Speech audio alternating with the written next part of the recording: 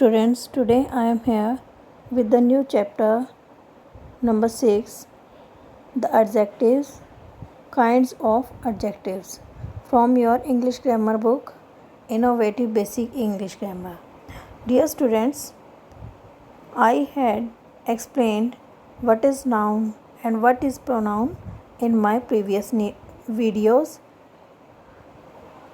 For you, I am again telling that all naming words are called nouns and the words which take place the noun, those are called pronouns. Okay beta, let me start here. As the adjective word is connected with the nouns and pronouns, here is the definition of the adjective. An adjective is a word that adds something to the meaning of a noun or pronoun. As you are looking here, two words, noun and pronoun. That means एक विशेषण वह शब्द है जो किसी संज्ञा या सर्वनाम की विशेषता बताता है. Here are pictures of a boy. First picture, this is a tall boy. Next, this is a fat boy. Third, this is a happy boy. Fourth, this is an angry boy. In the sentence, this is a boy. The noun boy doesn't give any idea of the kind of boy. The adjective tall, fat, happy or angry gives an idea of the quality of the boy. An adjective describes or qualifies a noun or pronoun. It makes it more meaningful. The use of adjectives makes the language beautiful. As you are looking in the picture, first sentence means यह एक लंबा लड़का है. Second, यह एक मोटा लड़का है. थर्ड, यह एक खुश लड़का है. और फोर्थ मीन्स यह एक गुस्सैल लड़का है. इन वाक्यों में देखें, first sentence this is a boy. इसमें लड़का जो है द बॉय, वो क्या है, कोई हमें आइडिया नहीं देता है किसी भी टाइप का कि वो लड़का कैसा है. लेकिन इसके साथ में जो विशेषण लगे हुए हैं, टॉल, फैट, हैप्पी, एंग्री, यानी लंबा, मोटा, खुश या गुस्सैल, ये हमें क्या दे रहे हैं, एक विचार दे रहे हैं, या जो क्या है उसका नाउन का, बॉय का एक क्वालिटी है, गुण है. एक विशेषण या तो किसी संज्ञा या सर्वनाम की योग्यता को बताता है.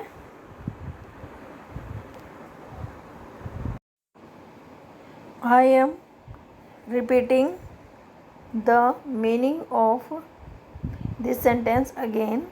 एक संज्ञा शब्द जो है, एक संज्ञा यानी विशेषण जो है संज्ञा शब्द या सर्वनाम शब्द की योग्यता को बताता है या उसके गुण को बताता है. It makes it more meaningful.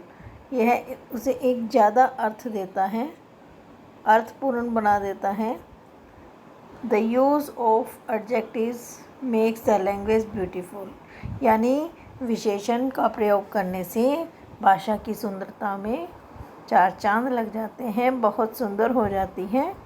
Now I am telling you position of adjectives, यानी एडजेक्टिव कहाँ कहाँ लग सकते हैं. An adjective is normally placed before a noun, but an adjective can also be placed after a noun or pronoun as shown below.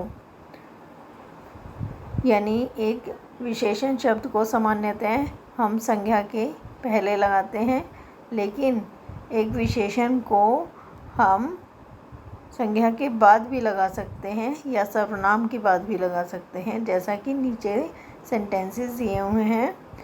We will read for these sentences. First one, he is an intelligent boy. He pronoun है, लेकिन इसके यहाँ हमने कहाँ लगाया है? Intelligent एक आपका एडजेक्टिव है, दैट मीन्स बुद्धिमान। वह एक बुद्धिमान लड़का है। तो जैसा कि आप देख रहे हैं, यहाँ किसकी जो एक्सप्लेन कर रहा है, ये ही को भी कर रहा है और बॉय को भी। तो डिस्क्राइब करने वाला वर्ड ये यहाँ कौन सा है? Intelligent. Next, it is an old car. Old word is describing the car. Okay beta, in third sentence, the boy is intelligent. Here it means लड़का बुद्धिमान है। Fourth, the car is old. गाड़ी पुरानी है। Okay, as you can see here in the sentences 1 and 2, the adjective intelligent and old are placed before the nouns boy and car. First और second sentence में आप देख सकते हैं कि जो हमारे विशेषण शब्द हैं इंटेलिजेंट एंड ओल्ड, ये दोनों कहाँ हैं? संज्ञा शब्द से पहले हैं, जो कि संज्ञा शब्द कौन से हैं यहाँ पे? Boy and car. In third and fourth sentence the adjectives intelligent and old are placed after the nouns boy and car, जबकि तीसरे और चौथे सेंटेंस में एडजेक्टिव्स को intelligent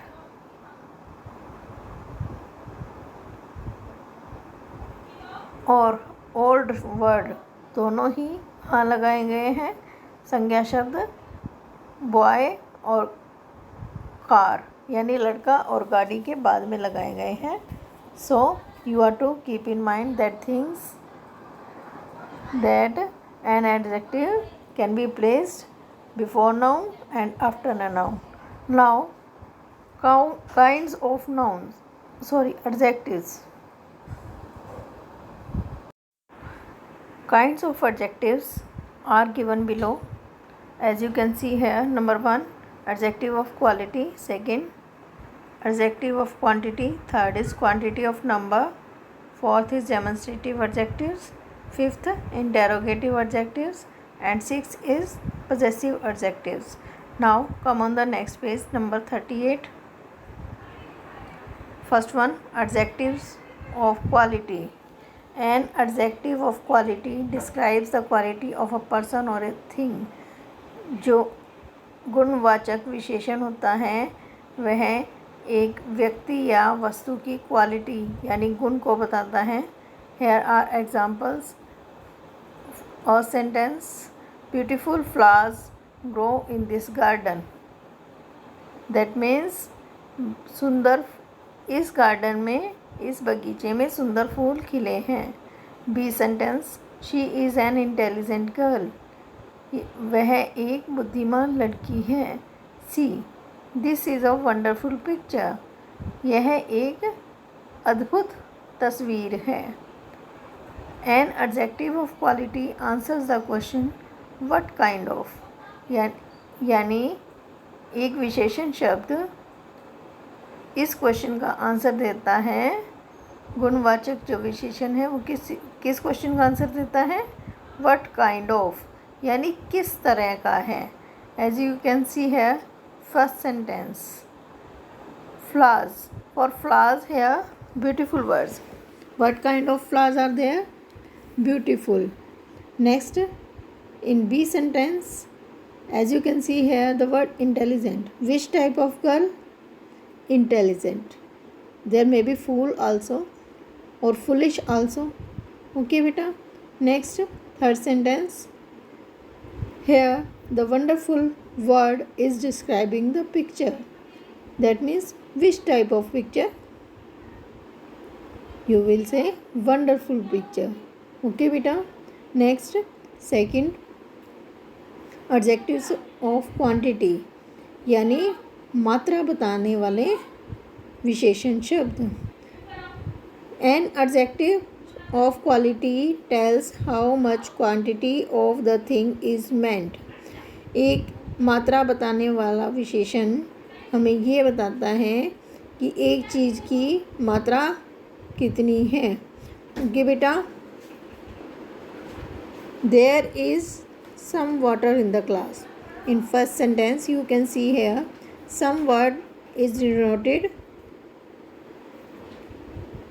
to show the quantity. Okay. Next, he has sufficient money with him. Third, is there any tea left in the kettle? First sentence means in Hindi glass में कुछ पानी है। सेकेंड सेंटेंस मीन्स उसके पास काफ़ी धन है। Third sentence means क्या kettle में केतली में थोड़ी चाय है। यहाँ एनी का मीनिंग क्या है, कुछ या थोड़ी। ओके बेटा। तो इन सेंटेंसेस में हम देखें तो some, sufficient and any, these three words are showing the quantity of water, honey and tea. So you are to keep in mind, always keep in mind, an adjective of quantity answers the question how much। यानी आपको हमेशा क्या याद रखना है कि मात्रा बताने वाला विशेषण शब्द क्या बताता है, किस चीज़ का आंसर देता है हमें, हाउ मच यानी कितना है। जैसा कि अबव सेंटेंसेस में आपने देखा, in first sentence some water यानी कुछ पानी, सफिशिएंट मनी यानी काफ़ी धन, एनी टी थोड़ी चाय या कुछ चाय। ओके बेटा। Next, adjectives of numbers.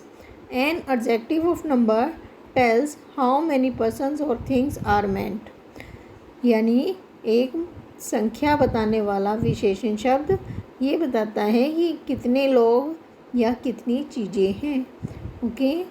In first sentence here is an example, there are 7 days in a week. आप सबको पता है कि हफ्ते में 7 दिन होते हैं। Second, many boys were playing in the field. खेत में बहुत सारे बच्चे खेल रहे थे। कितने लड़के हैं, बहुत सारे। मैनी मीन्स क्या होता है, बहुत सारे। Next, all members attended the meeting. All means क्या होता है, सभी। Okay. So you are to keep in mind and adjective of number answers the question how many.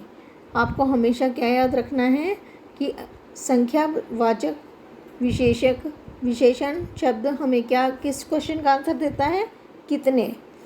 जैसा कि आपने इन सेंटेंसेस को देखा, in first sentence there are 7 days, there are 7 days। So कितने दिन, 7 दिन।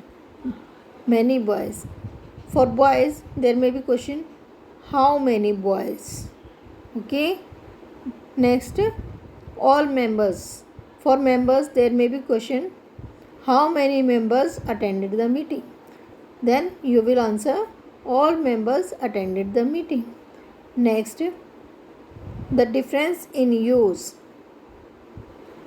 There are words like some, any, all, no, enough, sufficient depend upon their use। यानी कुछ शब्दों के यूज़ में अंतर होता है।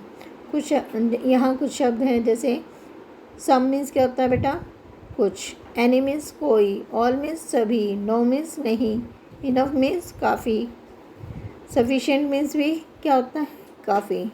ये इनके यूज़ के ऊपर डिपेंड होता है कि हम उनको कैसे यूज़ करते हैं। If these adjectives describe countable nouns like boys, books etc. they will be adjectives of numbers। अगर हम उनको काउंट करने वाले यानी गणनावाचक संज्ञा शब्दों के साथ यूज़ करते हैं तो वो क्या बन जाएंगे, आपके एडजेक्टिव ऑफ नंबर्स, जैसे boy, boys, books etcetera. Okay. Next, if these adjectives describe uncountable nouns like milk, food, etc., they will become adjectives of quantity.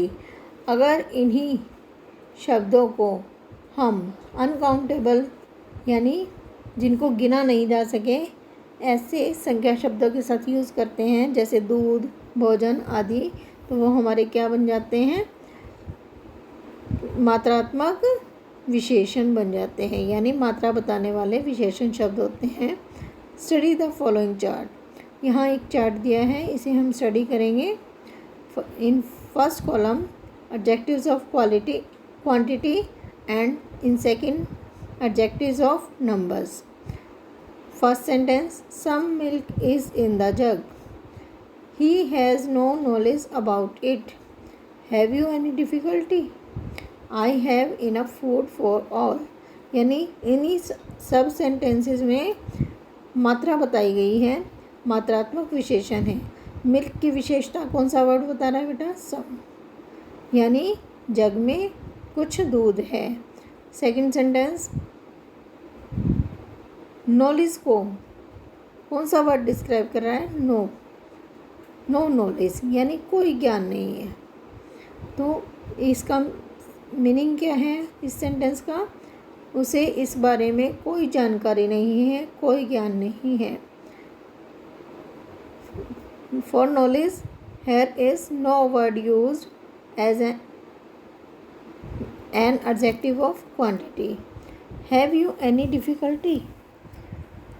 Hair for difficulty any word is used, that is the word of quantity. यानी तुम्हें कोई तकलीफ़ है? कोई. Okay बेटा. Next, enough food.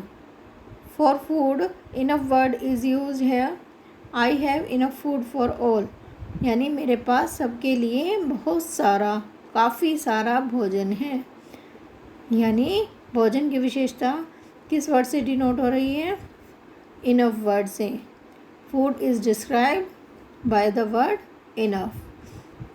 That is the word of adjective of quantity. In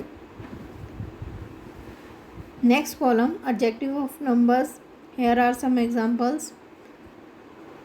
It is also with the some word. Some boys are playing.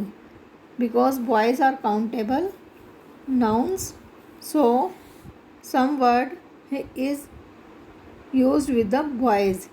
यानी कुछ लड़के खेल रहे हैं. Second, I have no books with me. यहाँ हम books की counting कर रहे हैं, तो ये हमारा क्या बन गया? Adjective of number. That means मेरे पास कोई किताब नहीं है. Is there any toy on the table. क्या मेज पर कोई खिलौना है? As you know, toy is a countable noun.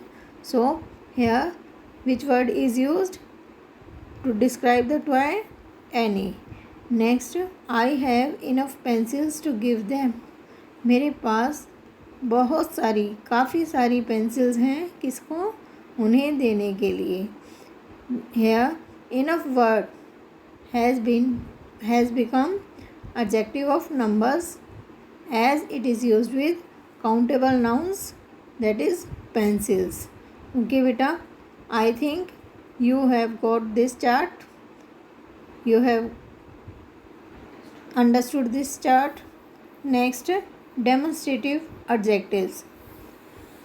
A demonstrative adjective is used to point out some person or thing. एक demonstrative यानी हम क्या कहेंगे? जो दिखाए, इशारा करके बताते हैं हम, जिनको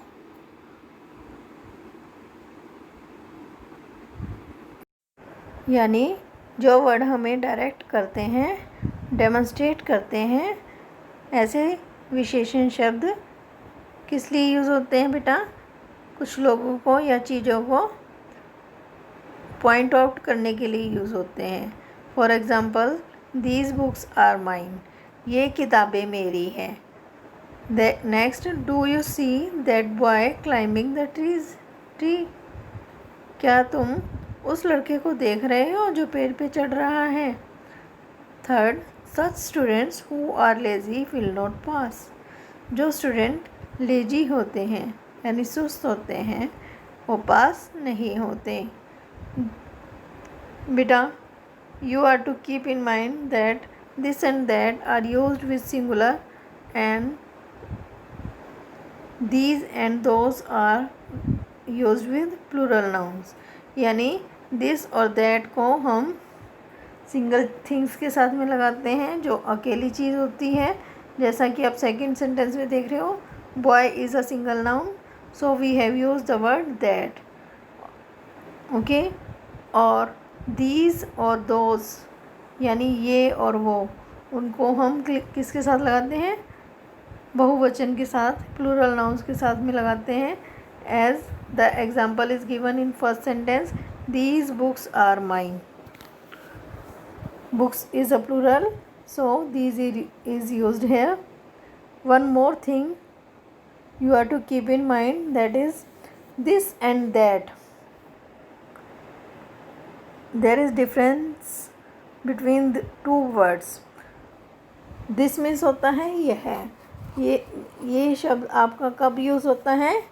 For the near things or persons, when you denote someone or something you are to use this or these, and for the things which are far away you are to use for them that or those।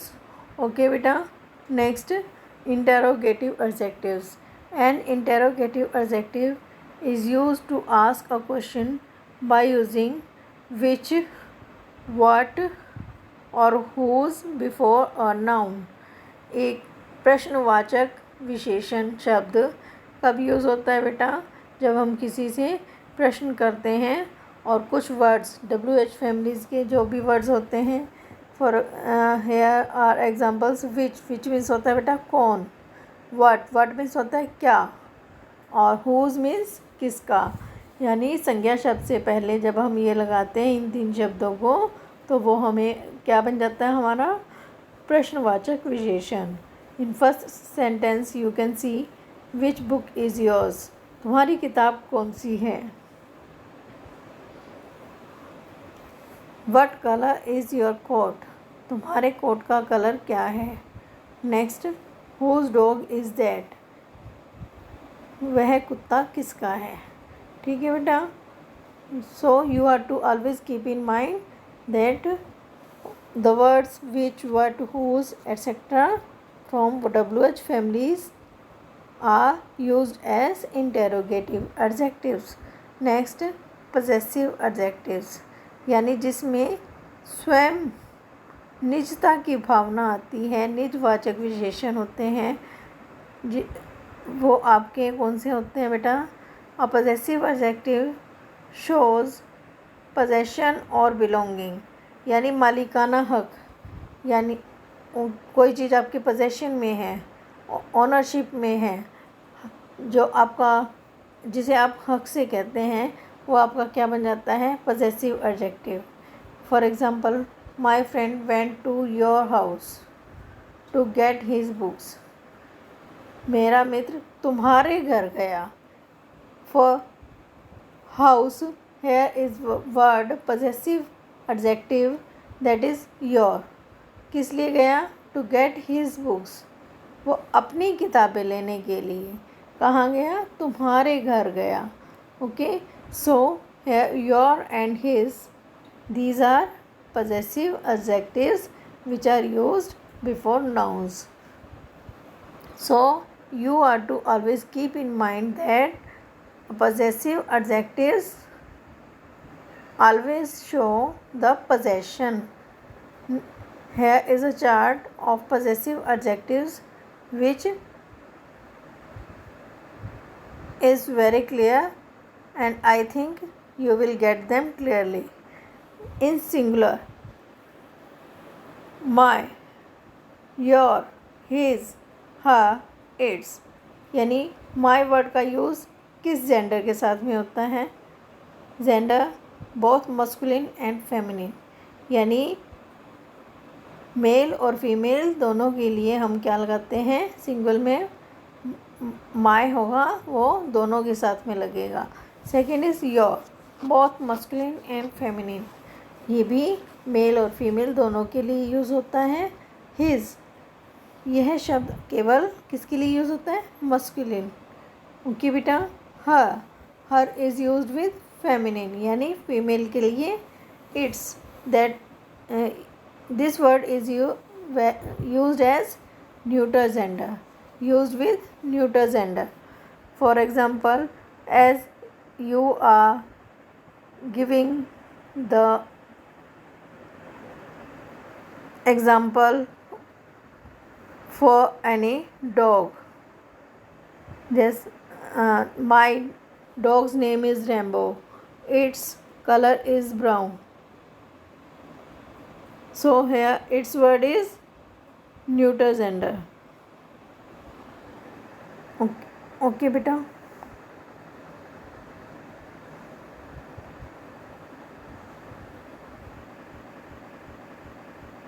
Word are, it is use with both genders, masculine and feminine. Are means होता है बेटा हमारा, तो ये mail और female दोनों के लिए यूज़ होता है। Your, again, it is also used as plural also, so you must always keep in mind that your word is used for both masculine and feminine, यानी मेल और फीमेल दोनों के साथ में your word as a plural use होता है। their word is used as with the gender masculine, यानी यह मेल जेंडर्स के लिए यूज़ भी होता है, and their is used for feminine also. Okay बेटा। their,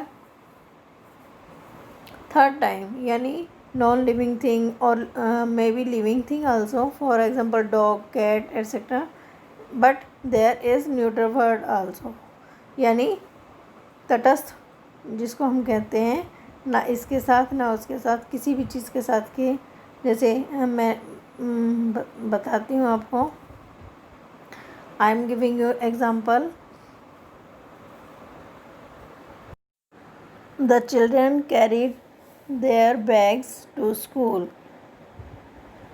In this sentence, with bags, their word is used as a neuter gender. Okay, beta. I think you have